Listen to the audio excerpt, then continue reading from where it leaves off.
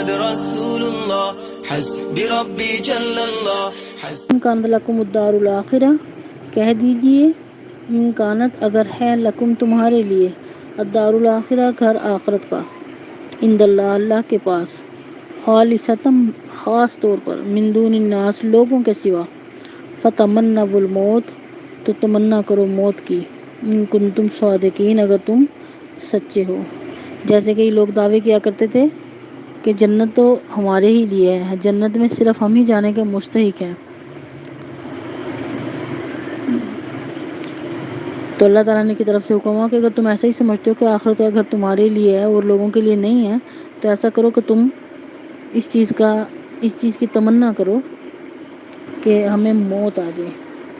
اور حضرت عبداللہ بن عباس سے روایت ہے کہ جب یہ آیت نازل ہوئی تو اللہ کے نبی صلی اللہ علیہ وسلم نے یہودیوں کو جمع فرمایا اور ارشاد فرمایا کہ اگر تم اس دعوے میں سچے ہو کہ دار آخرت صرف تمہارے لیے ہے تو ایک بار زبان سے کہو کہ اے اللہ ہم کو موت دے دے۔ اور آپ نے ارشاد فرمایا کہ قسم اس ذات کی جس کے قبضے میں میری جان ہے، جو یہودی بھی دعا کرے گا کہ اس کے حلق کا لعاب مہلک ہو جائے گا اور اس کے گلے کو بند کر دے گا اور وہ فی الفور مر جائے گا۔ چنانچہ یہودیوں نے اس کے کلمے کے کہنے سے انکار کیا اور ڈر گئے۔ واضح ہے کہ یہ خطاب اور چیلنج تھا ان یہودیوں کے لیے مخصوص تھا جو نبی صلی اللہ علیہ وسلم کے زمانے میں تھے اور خوب جانتے تھے کہ یہی وہ برحق نبی ہیں جن کی پیشین گوئی جو ہے توریت میں ہوئی ہے۔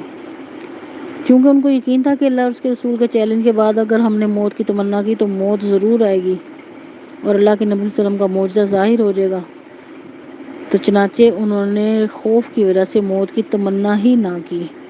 تو اسی بات کا اللہ تعالیٰ کے جواب دیتے ہیں وَلَن يَتَمَنَّوْهُ أَبَدًا بِمَا قَدَّمَتْ أَيْدِيهِمْ، اور ہرگز نہیں وہ آرزو کریں گے کبھی بھی اس وجہ سے جو آگے بھیجا ان کے ہاتھوں نے، یعنی وہ بخوبی جانتے ہیں کہ ہم اللہ کے نافرمان ہیں، ہم اللہ کی نافرمانی کر رہے ہیں۔ پہلے بھی گزرا کہ اللہ تعالیٰ نے ان سے کہا کہ کیا تم نے اللہ سے کوئی وعدہ کر رکھا ہے؟ تو وہی بات یہاں پہ بھی کہ اللہ تعالیٰ فرماتے ہیں کہ اگر ان سے کہا جائے کہ تم موت کی تمنا کرو تاکہ تمہارا آخرت کا گھر جب تمہارے ہی لیے ہے تو موت کی تمنا کرو تاکہ تم اپنے اصل گھر میں پہنچ جاؤ، تو اللہ تعالیٰ فرماتے ہیں کہ موت کی کبھی بھی تمنا نہیں کریں گے اس وجہ سے جو کہ کچھ کہ وہ کر چکے ہیں، اللہ تعالیٰ کی نافرمانی، انبیاء کا قتل کرنا اور بار بار سرکشی کا اظہار کرنا۔ تو اللہ تعالیٰ فرماتے ہیں واللہ علیم بالظالمین، اللہ تعالیٰ کو ظالموں کے بارے میں خوب علم ہے۔ آگے فرماتے ہیں وَلَا تَجِدَنَّهُمْ أَحْرَصَ النَّاسِ عَلَىٰ حَيَاةٍ، اور البتہ آپ پائیں گے ان کو زیادہ حریص لوگوں سے زندگی پر، کہ اور لوگوں کی نسبت یہ لوگ لمبی عمر کے زیادہ حریص ہیں کہ ہماری عمریں لمبی ہوں۔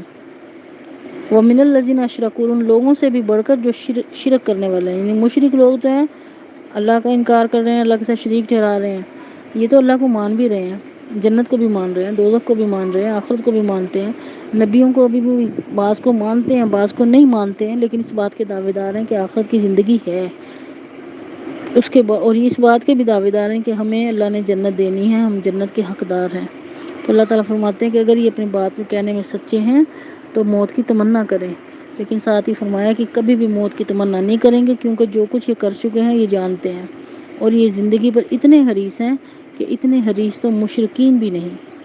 اللہ تعالیٰ فرماتے ہیں یود احدہم لو یعمر الف سنہ، یود چاہتا ہے احدہم ان میں سے ہر ایک، لو یعمر الف سنہ کاش کہ اسے عمر دی جائے 1000 برس، یعنی زندگی پہ اتنے حریص ہیں کہ انہیں کتنی عمر مل جائے تو تب بھی ان میں سے ہر ایک کی حوث یہ ہوگی کہ کاش اس کی عمر 1000 برس کی ہو جائے۔ اللہ تعالیٰ فرماتے ہیں وما ہوا بمزحزحہ من العذاب، حالانکہ نہیں ہے وہ دور کرنے والی، یعنی کہ لمبی زندگی لمبی عمر ان کو دور کرنے والی نہیں ہے، من العذاب عذاب سے، ان یعمر اس بات سے کہ ان کی عمر دی جائے، وما ہوا بمزحزحہ نہیں ہے وہ دور کرنے والا، من العذاب عذاب سے، ان یعمر یہ کہ ان کو عمر دی جائے، ان کی زندگی کو بڑھایا جائے، یعنی محض ان کے کہنے سے کہ ہم جنت کے حقدار ہیں، وہ جانتے ہیں کہ جو کچھ ہم کہہ رہے ہیں جھوٹ بول رہے ہیں، تو اسی جھوٹ کے سبب اللہ تعالیٰ نے ان کا پول کھولا کہ یہ کبھی بھی موت کی تمنا نہیں کریں گے۔ حالانکہ ایک مومن جو ہے، مومن کے بارے میں فرمایا کہ مومن کے لیے دنیا جو ہے نا قید خانہ ہے. وہ قید خانہ کیوں ہے کہ اس کے اوپر یہاں پابندیاں بہت ساری لگی ہوئی ہیں. یہ کرنا ہے، یہ نہیں کرنا ہے، یہ کھانا ہے، یہ نہیں پہننا ہے. تو یہاں اسے وہ آزادی میسر نہیں ہے. اور مومن جو ہے وہ ساری پابندیوں کو خوشی سے برداشت کرتا ہے، صرف اس لیے کہ یہ زندگی جو ہے دھوکے کا گھر ہے، یہ ختم ہونے والی ہے. آج میں تھوڑی سی تکلیف اٹھا لوں، کل میرا اصل گھر تو جنت ہے. اور صرف یہی احساس ایک ایمان والے شخص کے لیے جو تقویت کا باعث بنتا ہے کہ آج میں جو تکلیف اٹھا رہا ہوں اللہ کے لیے، انشاءاللہ یہ جو تکلیف ہے یہ بھی ختم ہونے والی ہے. جو زندگی ہے یہ بھی ختم ہونے والی ہے. اس کے بعد انشاءاللہ اخروی زندگی ملنے والی ہے. اور اللہ تعالیٰ جو ہے اپنے وعدوں کے سچے ہیں. تو مومن جو ہے روزہ بھی رکھتا ہے، نماز بھی پڑھتا ہے، زکوٰۃ بھی دیتا ہے، اللہ تعالیٰ کے احکامات کو پورا کرتا ہے، جہاد بھی کرتا ہے. اور اس کی تمنا یہی ہوتی ہے کہ میں جہاد میں جاؤں تو مجھے شہادت کی موت ملے. کیونکہ جو موت ہوگی وہ اس کی زندگی کی پریشانیوں کو ختم کر دے گی اور اس کو اللہ کے قریب کر کے اپنے اعمال کی وجہ سے اللہ کی رحمت سے، وہ اللہ کی رحمت کا طلبگار ہے کہ اللہ تعالیٰ مجھے جنت سے نوازیں گے. تو اس کے برعکس یہودی جو ہیں سراسر اللہ تعالیٰ کے نافرمان ہیں، زبان سے دعوے بہت کرتے ہیں، لیکن اللہ تعالیٰ نے ان کے پول کھولے کہ حقیقت میں یہ جو ہے بالکل بھی موت کی تمنا نہیں رکھتے، بلکہ مشرکوں سے بھی زیادہ زندگی پر حریص ہیں. اور ہر ایک جو ہے ہزار برس کی تمنا رکھتا ہے. حالانکہ اگر انہیں 1000 برس بھی مل جائیں تو یہ اتنی لمبی زندگی جو ہے انہیں عذاب سے تو نہیں بچا سکے گی. اللہ تعالیٰ فرماتے ہیں واللہ بصیر بما یعملون، اور اللہ تعالیٰ دیکھنے والا ہم کاموں کو جو وہ کر رہے ہیں. یہاں پھر ان کو یاد دہانی کرائی گئی کہ اس بات سے باخبر رہو، جان لو کہ اللہ تعالیٰ تمہارے کاموں کو دیکھ رہا ہے.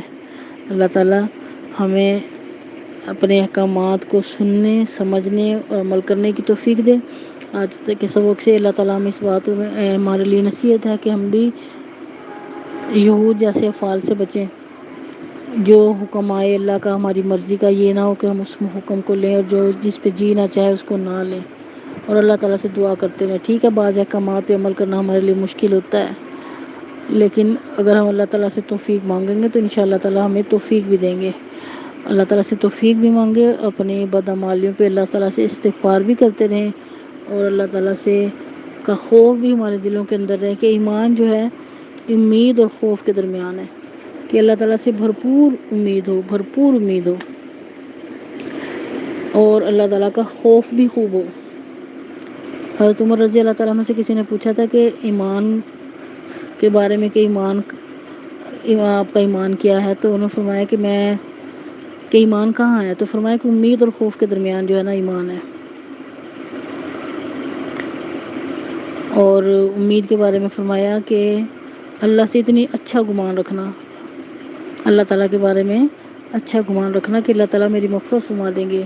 اور پھر فرمایا کہ میں اللہ سے اتنی امید رکھتا ہوں کہ اگر اللہ تعالیٰ کی طرف سے اس بات کا اعلان ہو روز حشر کہ جنت میں ایک شخص کے سوا کوئی نہیں جائے گا، تو میں اپنے اللہ کی سے اتنی امید رکھتا ہوں کہ وہ ایک شخص میں ہی ہوں گا.